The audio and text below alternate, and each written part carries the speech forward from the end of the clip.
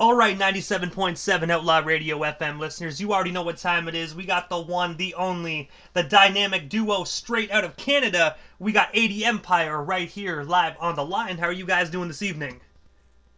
What up, Jordan? We're good, man. You know, we're moving through this COVID, wearing our masks and keeping it hip-hop, man, all the while.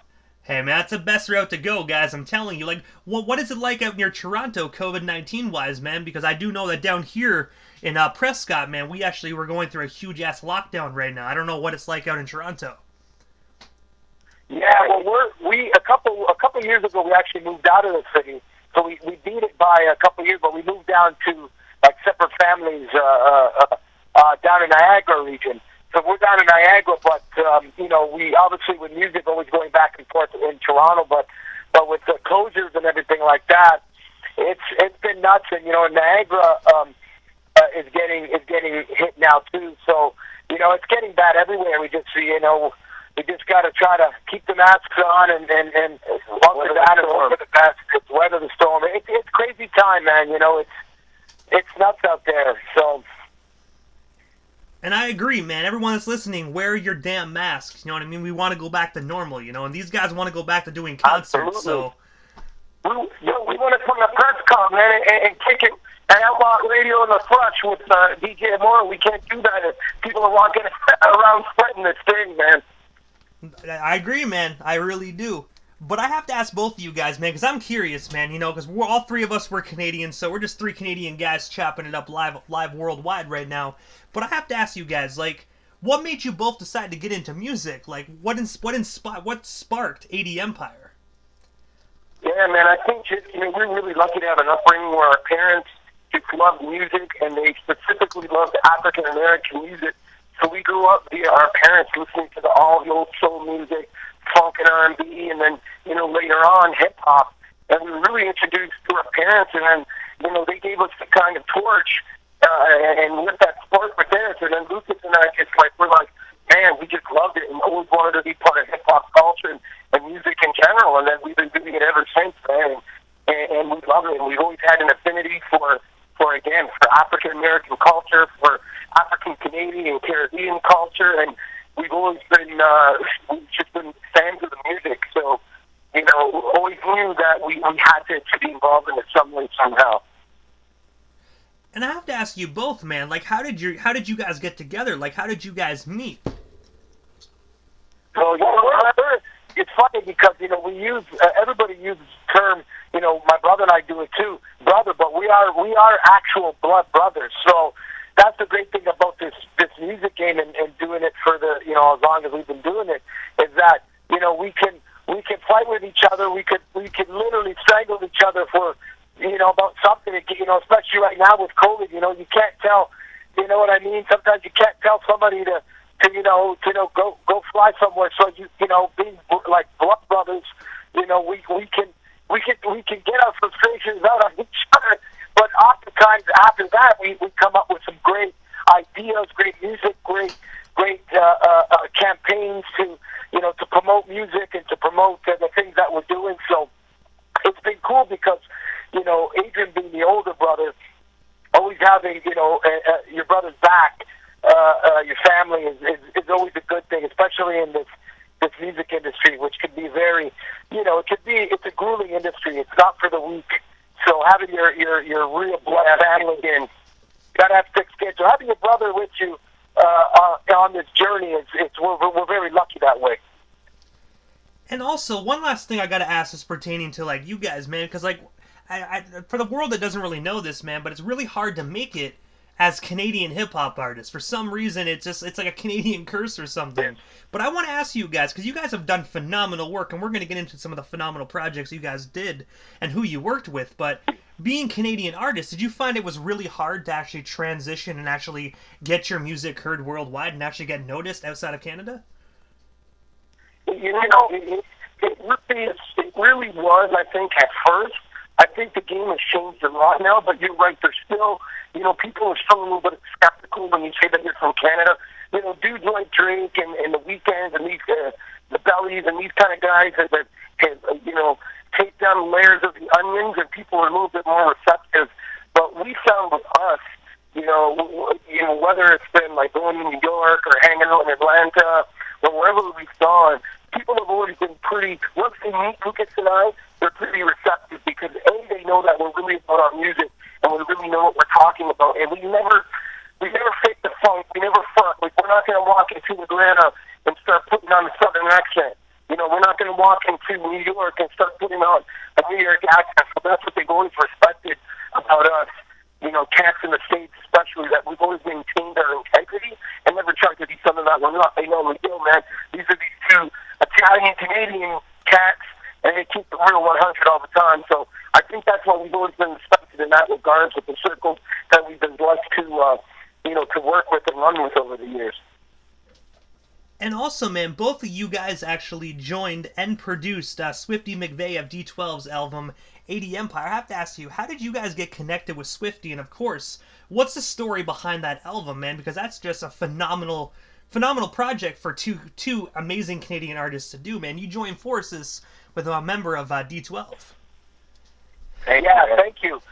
Funny enough, it all started many years ago, probably 2009, where we connected with Obie Trice, who, another Detroit legend, signed with Shady, and we connected with him way back when MySpace was actually something, for all those the real younger people listening, they're like, what's MySpace? That was the Instagram of today. That was the TikTok of today, where, independent artists and known artists had pages with their music and stuff. And we connected with Obie back then, and then a couple of years after that, we produced and featured on his first single from his third official studio album when he had left Shady. But it had Eminem on it, Bottoms Up. It had Eminem on it and some other cool cats because he's still close with M and a lot of the guys from Shady. But we produced and featured on that song called Battle Cry. So Swifty heard that song from way back, and I had sent a bunch of beats for Obie, a couple of years after that, and then all of a sudden, like a year or so later, I mean, we had talked in between, but all of a sudden, a year later, he goes, Swift's a part of this movie called The Devil's Night, Non Rouge, and he heard this phony record that y'all gave me a couple of, like a year or two before, and he thinks it would be perfect for the soundtrack for the movie. So my brother and I were like, yo, that's dope. So we did this track, and then funny enough, a year ago, back in November, flashback to 2 years ago, Obie we did a gig. Obie and Swifty came to St. Catharines to a place called The Warehouse, and so we performed and we kicked it with them. And then after, Luke, I'll let you continue the story, man. Yeah, like we connected, and when we just met Swifty, in St. Catharines on this part of the tour, and I met him on stage when we came to do the record. So we're like, laughing and hugging on stage. It was an instant connection. So when it came down to the premiere of the movie down in Detroit or Novi, Michigan, we went down and we just had an instant connection with Swifty, and we were like, and this was back in last November, 2019 November, before the pandemic, and we were like, let's put an album together, man. I think collectively the three of us could come up with something really dope, and we just kind of were talking about it, and then COVID hit, and all of a sudden we got on the phone with Swifty. He's like, yo, man, we're all stuck at home. I got my, he goes, I got my home studio that I put together. We have our studio here that we use full time, and literally 2 weeks later, it was like I remember getting the text messages at 4 a.m. in March of last year. Yo, Luke, you got mail, and it was like track after track after track, and Adrian would come in and we would put these hooks and things together, and Swifty would go, yo, I love that, man, and then like within a month, that album was done. It was really a labor. It was love. Like it was cool because it was done all in quarantine. It kind of has a cool, an extra meaning to it, being of what's been going on. And I gotta say, man, Swifty is such a phenomenal, talented individual, man. Like, I chopped it up with him about last year, man, here on Outlaw Radio. And he's probably one of the most coolest interviews that I actually conducted, because growing up, every 90s kid growing up, man, they were Eminem fans. I don't care what anyone says, at some point, you fucked with an Eminem song. Exactly. You know what I mean? So. Absolutely, exactly. Absolutely. Now, Swift is one of the nicest dudes. Like, we really consider Swifty like a family. And then he put out another album, November 27th, Detroit Life, and we did 4 records on that. We produced 4 and featured on 3. One of my favorites is a record we produced for him and Trick called Dead. And then this last 3 months or so, we've just been working on another album. So we've got with Swifty coming out this year, another album called Grey Rose. And again, it's Swifty McVeigh and 80 Empire, and this is like double the tunes on the other one. This is like 23 drinks, something like that. Yeah. Plus, with interludes, it's probably going to be close to 25 pieces of music with the interludes. And also, man, aside from your guys' music, I also read that you guys are actually working on a short film. I was wondering if you could tell us a bit more about that. And I know you guys can't probably let too many cats out of the bag right now per se, but if you can, tell our listeners what can they expect from that short film when it does drop. Yeah, no, absolutely. So prior to the pandemic, we started working on this film with a good friend of ours. His name's Robert Finauer. We call him Bobby 300. He's actually on our Legacy album, the Bobby 300 interlude. But Bobby was in The Sopranos. He played a character called Eugene Pontecorvo, and he's been in The Irishman. He's been in American Gangster, Vinyl, so many things. And so collectively, Luke and I, and with Bobby, thought of this idea for this film concept, and then brought the concept to him. He loved it.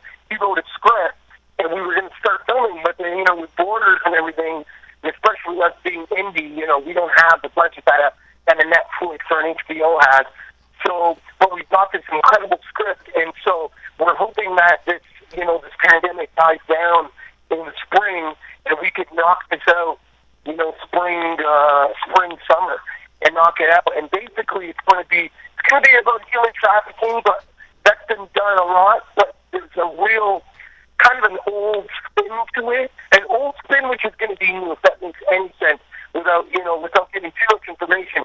But we're really excited about it, and the cool thing about this is that, because we're music guys, we're going to do a complete score to it with all brand new music. Again, call our musical friends, to jump on. And so, we're really excited to actually film it and then put all of this music together. And, we think, the 3 of us, me, Luke, and Bobby, think we got something pretty cool. So we're just waiting for some of the tension with this COVID to kind of die down, and then, our aim was to film it. We were very close to Buffalo, and we've done a lot of music with artists in Buffalo. Like we've done music with Benny the Butcher, Carlin and Machine, Ballistics, another guy, Rick High from Block the Town Family. So we were going to shoot a lot of it there and a lot of it in Niagara Falls. So, we're just doing the side of the cross, and hopefully the road gets better and we can start filming the sooner than later. And also, another thing that you guys actually did pertaining to movies and television is I also read that you guys did a song for an episode on the TV show Kim's Convenience. I was wondering, how did you get connected with the directors and whatnot of Kim's Convenience? Yeah, for Kim's Convenience, shout out to a homie of ours for a long time, Dio Gibson, the rapper as well. And he got that. We did the record for him, and yeah, he got that on there. But even separate from that, Lucas and I, we actually co-produced and co-wrote the theme song to the Real Housewives of Miami for A&E. I think was it on Bravo or A&E? For Bravo. Well, yeah. So it's cool when you can dip your toes into different things, like with Real Housewives. They needed a dancey, salsa kind of Latin kind of vibe. Kim's Convenience was a track that we produced for Dio, and they heard it and they really liked it. The producers really liked the track, so they were like, "Man, this would be great for the show." So it's cool when you can get into those lanes, like going back to the short films. It's going to be great, being able to even go into to darker areas, and you know, this scene requires something really, you know, cinematic and dark, and this requires something. We like when we can break out of different. We love challenges, and we like doing different things. It's part of the fun of music, is being able to maneuver some different different styles. And did you guys ever have the opportunity to actually visit the set of Kim's Convenience, or was it strictly just like, we want your song, boom, boom, boom, and then that was it? Yeah, that basically was really fat. Like, Dio actually hit us up and was like, hey guys, they love the record. You guys get to me, so they're going to use it in an episode, you know? And that was really cool. And another thing, actually, it's not on Amazon Prime here in the States or in Canada, but there's an actor called Sean Romulus, and he's on the hit show Top Boy that Trice invested in the third season on Netflix, about like drug culture in East London, in the UK, and he plays a character called Trice, and him and I started chatting and stuff like that. He wrote he starred and wrote a short film called Three Roads last year. It's about a half an hour, and Lucas and I scored. We scored and provided the music for the whole thing, for this 30-minute film. And earlier, just before Christmas, I believe, I think it was maybe sometime in the fall, he got a deal with Amazon Prime. So this his film is on Amazon Prime. So if we all lived in England or in the UK right now, Scotland and Ireland, we could watch this on Amazon Prime, and we did the whole score. But it's called Three Roads, and it's written by Sean Romulus. And his rap, and he also raps. He goes by the name of Big S, and so we're distributing his first single. It's called Starting. So that's kind of cool too. You know, we watched the Netflix show, ended up scoring his short film, and now we end up putting out his first rap single. And this is with never even meeting in person, just like doing WhatsApp chats and things like that. So, you know, despite what's going on in the world, you know, technology could be a dangerous thing, but it also could be a very powerful and positive tool to connect us all, man, from province to province, state to state, country to country, and across oceans. And I most definitely agree, man. It must feel extraordinary to be able to just watch TV and hear your music or something that you produced or co-wrote on a TV show, man. Like, I couldn't imagine that feeling. Yeah, and you know what? One of the days a nice feeling, man. It is. Yeah, because we're real artists. We're sort of kick off and then I'll tag you back in. We're like Marty Jannetty and we're like Scott Hall and Kevin Nash. You know, like that. No, but it's still we're real artists, and we're not these guys, you know, searching for clout. Like, we really care about the culture. We really care about the art. So it never gets old. You know, listening, like, even this is fun for us, doing an interview, the fact that you've allowed us onto your platform, this never gets old, and we're really appreciative of all these opportunities, and we never take it for granted. And I gotta say, though, guys, you know, I love Canadian hip-hop, man, so, you know what I mean? It's an honor to have you guys on this platform, man, because, you know what? I look at it like this. Without individuals like yourselves, I wouldn't have a radio station. Thank you, man. We appreciate that. Yeah, you know, it's fun. Like, we you know, like, for us, you know, again, silver lining through all the, you know, obviously all the negative of COVID and the you know, how it's, you know, we're at, you know, record numbers and all that stuff. But I think, you know, as artists, you have to you know, be creative in this time and figure out different ways to keep moving and to be creative and to put food on the table. And for us, the pandemic, you know, we've been able to connect with people and been able to work with some pretty powerhouses before, and, you know, obviously before COVID, but during COVID, and connect with some other people. And that's just because the mentality of our label, like Gladiators, to never give up, keep fighting, keep hustling, be true, be honest, you know, have that integrity that we do, and unapologetic. We were just saying that word today, unapologetically hip-hop. You know, the first Canadians to have the Griselda and Black Soprano family on records, you know, so which is pretty dope. And, you know, we put out a song back in May, rest in peace, Fred the Godson. Big shout out to Bishop Lamont and Laz. And we put out a record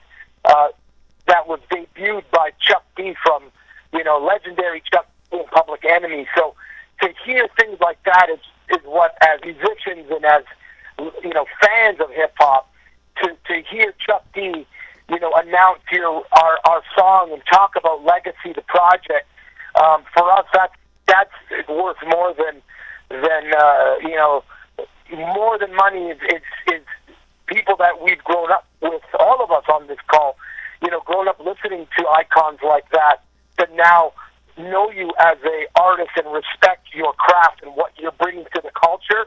It's amazing. It truly is. And also, guys, in 2013, you guys actually co-executive produced the album Orchestrated Noise by Canadian hip-hop legend Maestro Fresh West. I was wondering, how did you guys get connected with Maestro, and of course, what was it like working with him? Well, man, it's funny, you know, like, I don't think anybody, especially if you grew up in the late 80s, 90s, you know, if you didn't know who Maestro was, you had to be living under a rock somewhere, you know, from coast to coast, man, from like Nova Scotia to Vancouver, you would know who Maestro was. And so, you know, as young kids, we grew up idolizing Maestro, and then in the early 2000s, you know, your music, you know, you evolve as a musician, so you go through so many different names and groups, and we had a group and they were playing our music in Toronto hip-hop stations and blah, blah, blah. So we had a gig for Canadian Music Week at Lee's Palace, and our microphones, like everyone else, when they went on stage, their DAT tapes and their sound equipment worked. So for whatever reason, when we went on stage, nothing worked. And so I think a lot of people were hoping that we would just kind of run off stage. But, you know, we come from hip-hop, like, we're like, yo, this is not going to deter us. So Luke started beatboxing.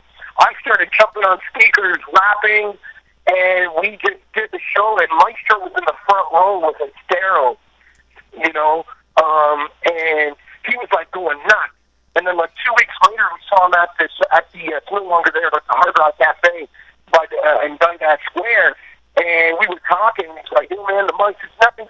And then my brother and I were like, yo, this is surreal. And later that night, we had a gig at a club that no longer exists called Whiskey Saigon, and he jumped on stage with us and did Backbone Slide, Luke at beatbox, and we're like, yo. Then we just developed a friendship. He went off to L.A., started getting into film, you know, had a family. We ended up starting a family of our own, you know, like people go off on a race. And then there was a thing at the CBC in around, you know, 2012, around that time, honoring like hip-hop past, present, future. Saw him downtown, met up, again, you know, hugged it out, exchanged new numbers, blah, blah, blah. And then, you know, talking about a week later, he ends up living up the street from where we used to with my brother's studio. But we show up, I show up with him to my brother's house. My brother's back at me, and he's like, oh. And then it gets to that, boom. That was funny because, yeah, it's a Sunday. I'm literally in my pajamas and I'm vacuuming my house. And we were all, you know, living in Vaughan, in that surrounding area of Vaughan at the time, all of us. And I literally get a knock at the door, and it's Maestro, and he's like B-boy stance on my veranda. So, yo, what up, Tom? And it was like, oh, shit. So he literally came in. My brother was with him, and we just started listening to beats and records and shit, and the rest was history, man. And then, you know, a year and a half later or so, you know, Orchestrated Noise, and we were fortunate to to produce a large portion of that album, but also be executive producers that collectively with him pick beats and put people on certain tracks and kind of put the whole thing together and get the distro deal to put it out and to get it all together. So that was really dope, you know. And a Maestro project was a Maestro project is what garnered us our first Juno nomination was a project with Maestro. So big shout out to Stro on that on many levels. And also, guys, at least when he showed up when you were in your pajamas, at least you guys already developed that friendship with him, you know. So it wasn't that awkward. It was kind of like, whatever, we're already friends. Yeah. Well, yeah, no, because he was basically standing there too, in like track pants and shit. It was like he was like, yo, like he got me. He was like, yo, man, like it was like cousins all getting together again on a Sunday, you know. So it was nice. And then really from then on for a good steady 2 years, and you know, like with Maestro, like on that album, we ended up like writing hooks for Sam Roberts. The Trues were on the album. We wrote rock like a hip opera for him and Misha Berger-Goslin. So, you know, our ethnicity is, we're Canadian. We were born in Canada, but our parents are from Italy. So Maestro's like, yo, man, it would be dope to do he presented an award at one of the Junos, and he presented with Misha Berger-Goslin, who's like, you know, arguably one of the best opera singers in the world and the best in Canada. She's from New Brunswick. And she sang at the Sochi Olympics, at the end of the Sochi Olympics, or the Vancouver Olympics, rather. And then when, like, Russia was hosting the next year, she did a big, like, did Canada, a big grand finale. But he was at the Juno with her, and they both, you know, revealed to each other that they were both fans. So Wes is like, yo, because a lot of the hip hop music has elements of opera. Like, you might have someone go like, oh, oh, oh, oh, oh, and then do a chorus of bass line. But Wes is like, yo, we just can't do something like that. Like, yo, you're Italian, you guys are Italian, Adrian. Like, write something in Italian. So I wrote something, and then, like, moved it to the beat. I wrote something, and I sang it because I'm like, we have to demo it. So I'm like singing it, and I'm like, oh man, like he's saying it. He's gonna give this to an opera singer, and to boot like a female singer. But she was living in Toronto at the time. He went over there, and I remember him telling us a story. He's like, yo, man, I come to a crib, and I'm like, I kind of took her CD, system hostage, and I popped it in, and she loved it, you know. And then we developed a friendship with her too. So it was just so dope to like have all of these things and all these different people come together. And then in 2013, 2014, he did a show called, he called it the Massey Hall Massacre in Toronto. And it was just a great show. Like, everybody was there. Like, everybody, pretty much 85% to 90% of the people on the album showed up. And it was just incredible.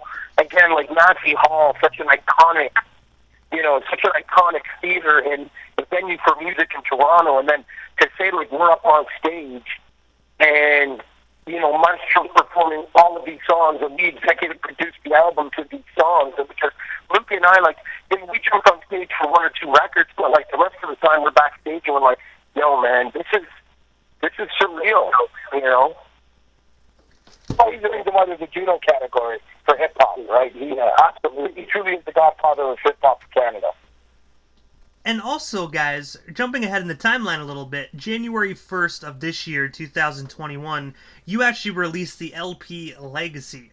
I was wondering if you can tell our listeners a bit more about that album, and of course, where can we snag ourselves a copy today? Absolutely. Luke, do you want to go?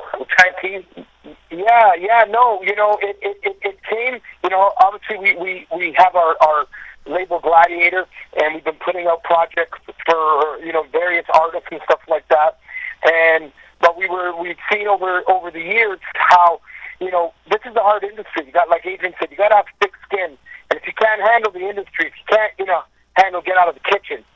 So we as much hip hop that we've done, we've never actually put out a full length LP of, you know, ourselves of it's a straight hip hop album. And so we really wanted to curate and really A&R this project, and like Adrian used the reference of like chess pieces, you know.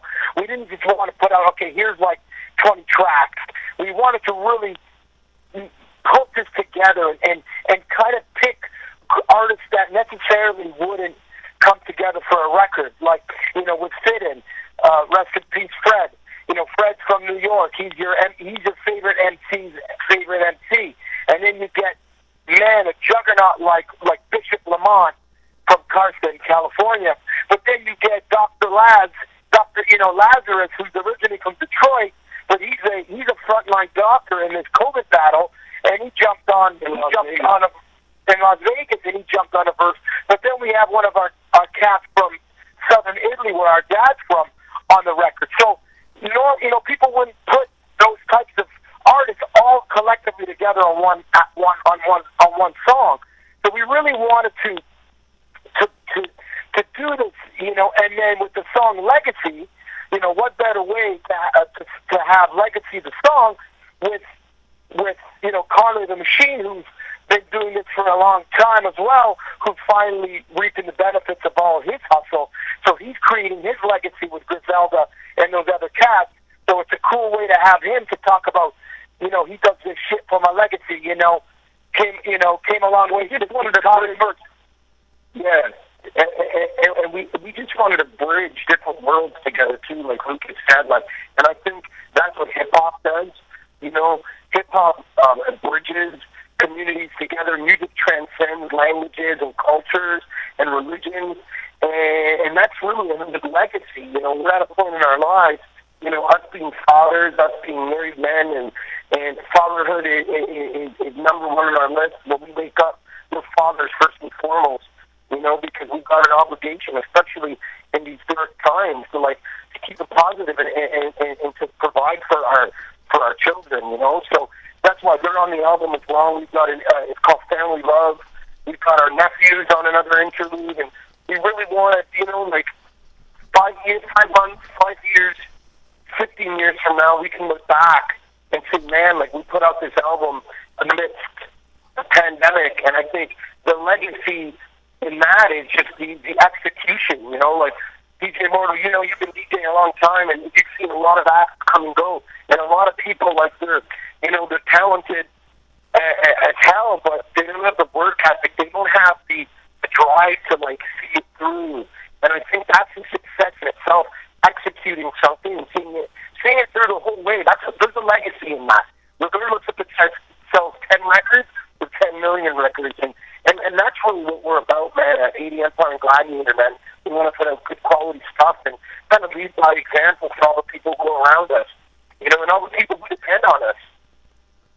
And just to add what you were saying, it's available. What we wanted to do on January 1st, we decided to exclusively make it on SoundCloud because we find, in today's world we live in, there's so many different streaming platforms that people jump on, and some people don't know what streaming is, and they can't, I don't pay for it, or I don't have a monthly, subscription or whatever, but SoundCloud is free.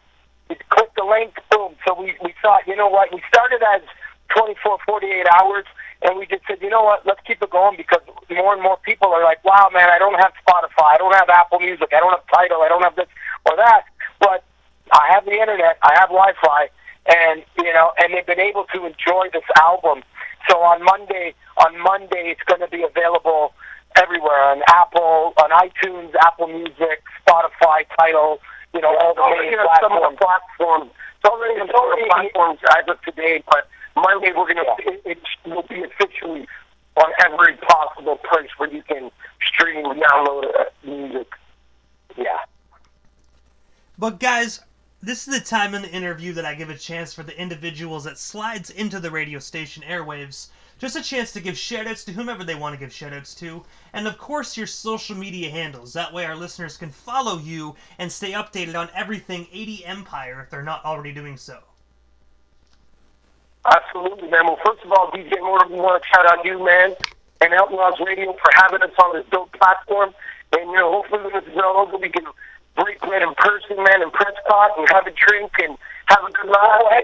We'll head down to the Byward Market. We'll have some drinks and some steaks at the steakhouse over there.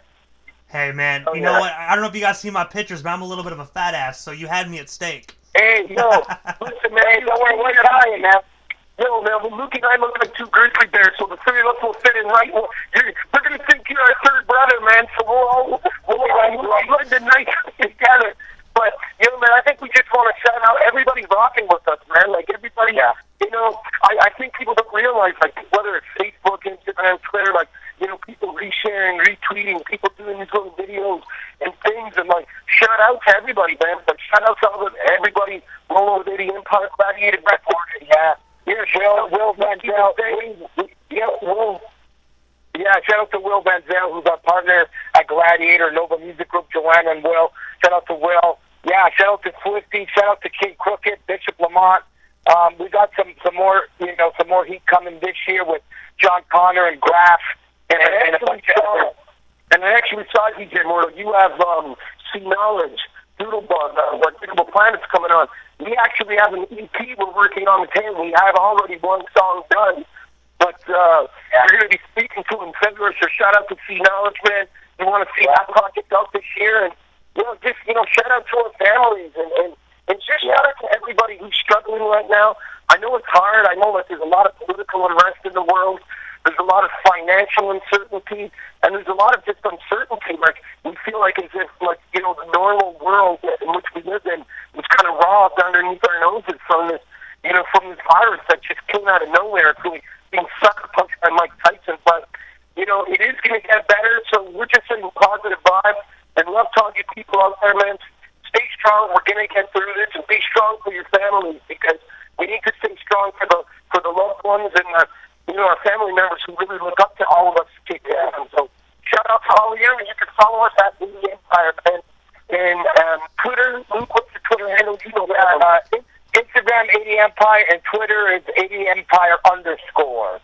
And you can see on Facebook 80 Empire on Facebook. Yeah. Yeah. Hey, man, most definitely. I gotta say, guys, thank you so much for taking the time out of your busy evening and coming on 97.7 Outlaw Radio FM, man. I wish you guys nothing but blessings. I'm telling you guys, you are the hardest working duo within hip-hop right now, man. So keep up the grinding, and I'm telling you, man, you're gonna keep working with more phenomenal individuals.